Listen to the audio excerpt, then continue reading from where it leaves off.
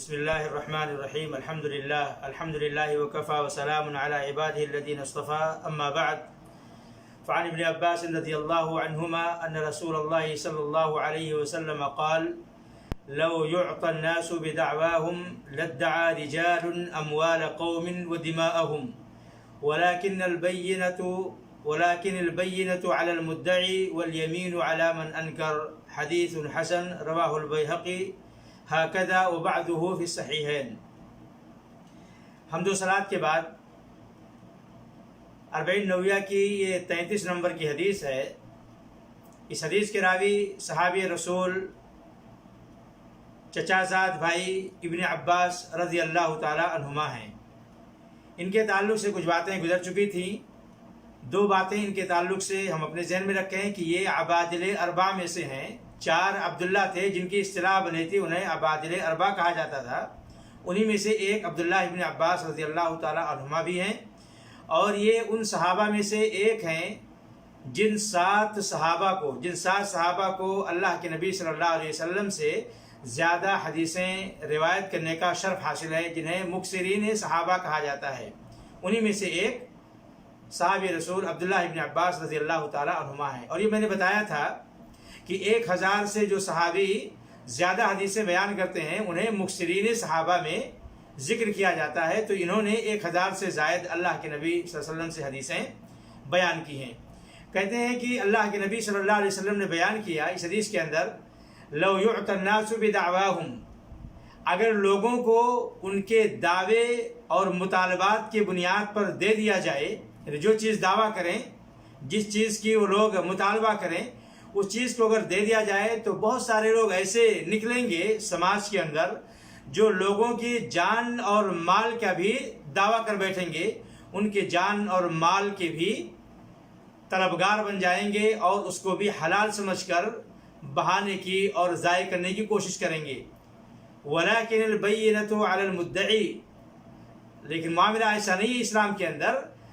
دعویٰ کرنے والے کو ثبوت دینا پڑے گا، دلیل دینی پڑے گی، گواہ پیش کرنا پڑے گا، اور جس شخص نے انکار کیا یعنی انکار کرنے والے پر قسم کھانا، یعنی اگر دعویٰ کرنے والا ثبوت نہ پیش کر پائے تو جس کے خلاف دعویٰ کیا گیا ہے اسے قسم کھانا پڑے گا۔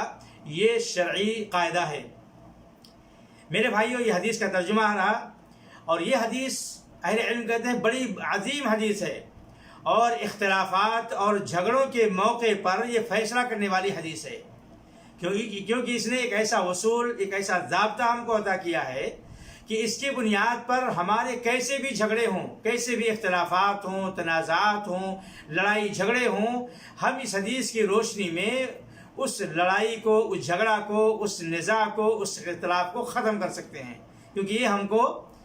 قاعدہ اور ایک ایسا اصول حدیث دے رہی ہے کہ ہم اپنے سماج کی کسی بھی قسم کا جھگڑا ہو، چاہے وہ مالی جھگڑا ہو، چاہے وہ جانی جھگڑا ہو، عزت و آبرو کا جھگڑا ہو، تہمت اور الزام تلاشی کا جھگڑا ہو، کیسے بھی حقوق کا تعلق، جس بھی حق سے متعلق ہے جھگڑا، ان تمام کے اس میں یہ فیصلہ کرنے والی حدیث ہے۔ مثال کے طور پر کوئی آدمی یہ دعویٰ کرے کہ میرا فلاں آدمی کے اوپر یہ حق بنتا ہے، یعنی میرا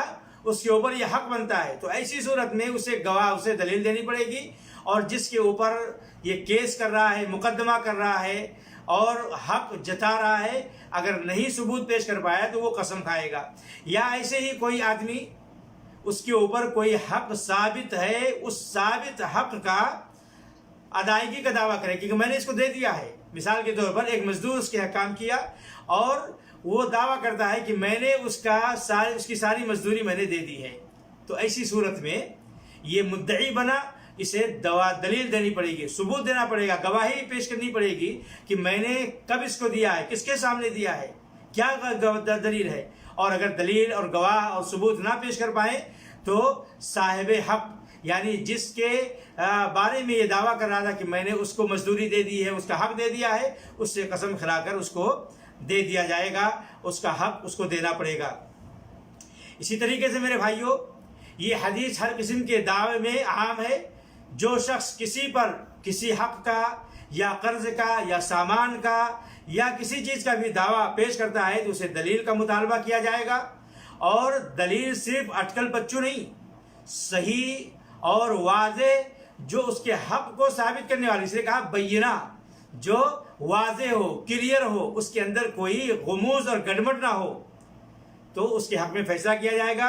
دلیل صحیح نہ پیش کرنے کی صورت میں مدعا علیہ، جس کے اوپر دعویٰ کیا گیا ہے، اس سے قسم کھلوایا جائے گا۔ اسی طریقے سے میرے بھائیوں، اس حدیث سے ہمیں یہ بھی پتہ چلا کہ کسی بھی دعوے دار کو، دعویٰ کرنے والے کو صرف اس کے دعویٰ کی بنیاد پر، چیلنج کی بنیاد پر اس کو حق نہیں دیا جائے گا، کیونکہ اگر ایسا ہو تو بہت ساری جانیں ضائع ہو جائیں گی، بہت سارے مال ہڑپ کر لیے جائیں گے، جائیداد غصب کر لیا جائے گا، لوگ بیجا کہیں گے کہ اس نے میرے باپ کو اس نے مارا ہے، حالانکہ اس نے نہیں مارا ہے۔ تو اگر دعویٰ کی بنیاد پر، مطالبے کی بنیاد پر اور ان کے اس غلط اور اٹکل پچو خبر پھیلانے کی بنیاد پر اگر فیصلہ کر دیا جائے تو میرے بھائیوں بہت ساری جانیں اور بہت سارے مال رائے گا اور برباد ہو جائیں گے، اور شر و فساد، فتنہ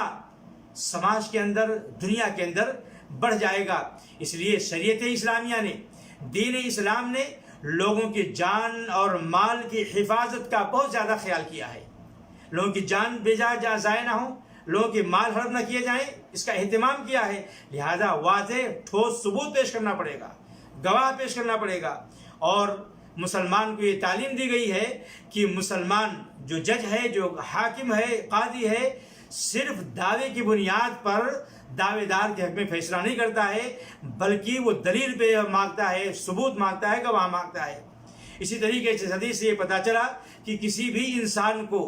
مجرد اس کے دعوے کی بنیاد پر اس کے حق میں فیصلہ نہیں کیا جائے گا، بلکہ اس سے صحیح ثبوت مانگا جائے گا، اس سے گواہ پیش کرنا پڑے گا، تب جا کر اس کے حق میں فیصلہ ہوگا۔ اسی طریقے سے میرے بھائیوں، اس حدیث سے یہ بھی پتہ چلا کہ دین اسلام یہ کسی انسان کا بنائے ہوئے دین نہیں ہے، کیونکہ اس کے اندر انسان کے حقوق کی پاسداری ہے۔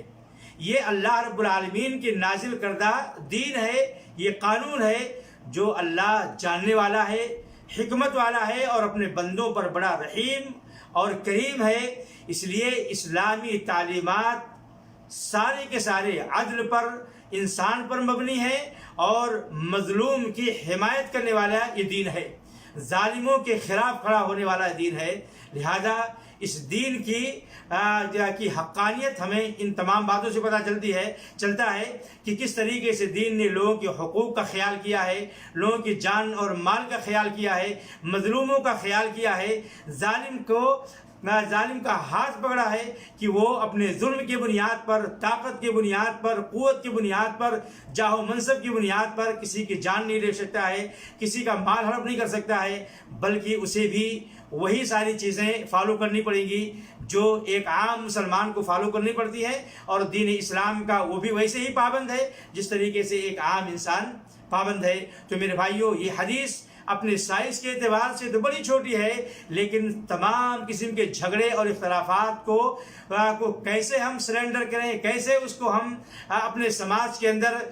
سولو کریں، کیسے اس کو اس کے انجام تک پہنچائیں، اس کی طرف ہماری رہنمائی کرتی ہے، ایک عظیم قاعدہ عطا کرتی ہے۔ لہذا جھگڑا ہو، اختلافات ہو تو دعوے دار سے دلیل اور ثبوت اور گواہ مانگا جائے گا۔ نہ پیش کرنے کی صورت میں، صحیح دلیل نہ پیش کرنے کی صورت میں اس کے دعوے کو باطل کرتے ہوئے مدعا علیہ، جس کے حق پر، جس کے اوپر دعویٰ کیا تھا، اس سے قسم کھلوایا جائے گا، کیونکہ اصل میں انسان تہمت سے بری ہوتا ہے، اور کسی کا حق کسی انسان کے اوپر نہیں ہوتا ہے۔ جو حق کا دعویٰ کرے، قرض کا دعویٰ کرے، مال کا دعویٰ کرے، اپنے حق کا دعویٰ کرے، اس کے اوپر ضروری ہے کہ اس کے لیے چونکہ حق کے اصل کے خلاف اس نے دعویٰ کیا ہے تو اسے دلیل دینی پڑے گی، گواہی پیش کرنی پڑے گی، تب جا کر اس کے اس دعویٰ کے اوپر دھیان دیا جائے گا اور اس کے حق میں فیصلہ ہوگا، ورنہ مدعا علیہ سے قسم کھلوا کر اس کے حق میں فیصلہ دے دیا جائے گا۔ اللہ سے دعا ہے کہ اللہ ہمیں اسلام کی اس قیمتی تعلیمات کو اپنے سماج اور معاشرے کے اندر لاگو کرنے کی توفیق عطا فرمائے، اور جس قسم کے ہمارے نزاع اور اختلافات ہوں اس حدیث کو دلیل بنا کر اور ایک قاعدہ اور ایک قانون بنا کر اسے لاگو کرنے کی ہمیں مولا توفیق عطا فرمائے، اور اس کی برکت سے ہمارے سماج اور معاشرے کے اندر جس قسم کے بھی اختلافات ہوں، جھگڑے ہوں، لڑائیاں ہوں، حقوق کے تعلق سے نزاعات ہوں، اے اللہ اسے ختم کرنے کی ہمیں توفیق عطا فرما اور دین اسلام پر عمل کرنے کی توفیق دے۔ وآخر دعوانا الحمدللہ رب العالمین وصلی اللہ علی نبینا محمد وعلی آلہ وصحبہ اجمعین، والسلام علیکم ورحمۃ اللہ وبرکاتہ۔